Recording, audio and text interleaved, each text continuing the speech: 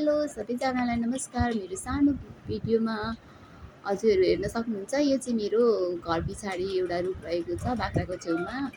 अनि पानी पर्न आँटेछ नि त, अनि आमाले घाँस काटेकै छैन भन्नुहुँदै थियो। अनि मलाई चाहिँ आज घाँस काट्न अल्छी लागिराखेको थियो।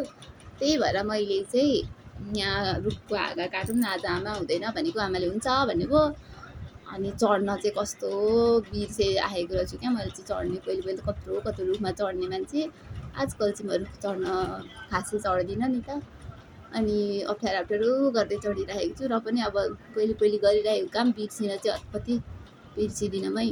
कसैले पनि कहिले पनि बिर्सिँदो रहेछ त्यो चढ्न चाहिँ। म मजाले नि चढिरहेको छु। फेरि यो रुख अलिक चढ्न सजिलो पनि रहेछ क्या, खुर्किलो खालको, त्यो सिँढी चढ्ने खालको जस्तो खुर्का रहेछ। अनि मलाई चढ्न सजिलो भयो। म चाहिँ रुखको हाँगा काट्दैछु, हजुरले हेर्न सक्नुहुनेछ। र पनि कस्तो अब डर हुँदो रहेछ क्या, त्यो धेरै समय भयो नि त मैले यो रुखमा नचढेको होइन। हेर्नु मेरो छोरोले मकैबारीको भिडियो मजाले निकालिदिँदो रहेछ। उतापट्टि चाहिँ हाम्रो सानो मकै भर्खर उम्रेर अलिकति ठुलो मात्रै भएको छ है।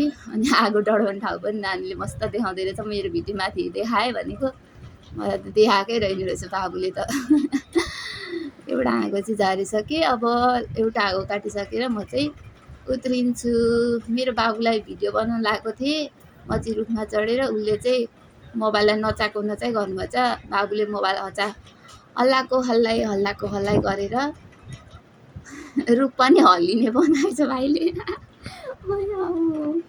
बच्चा त क्यामेरा समाउन जान्दैन, के गर्नु गाह्रो छ हौ। म चाहिँ रुखमा बादल जस्तो चढेर झार्दैछु घाँस, हेर्न सक्नुहुन्छ। म माथि नै छु, निकै माथि रुखमा त छुइनँ। आधी चाहिँ रुख जस पुगेँ। मेरो छोरोले हेर्न भिडियो गरेको उसको औँला सबै देखिरहेको छ, हजुर हेर्न सक्नुहुनेछ। म चाहिँ रुखमा हाँगा काट्दैछु। हस् त, थ्याङ्क यू सो मच मेरो भिडियो हेरिदिनु भएकोमा धन्यवाद। बाई बाई आजलाई।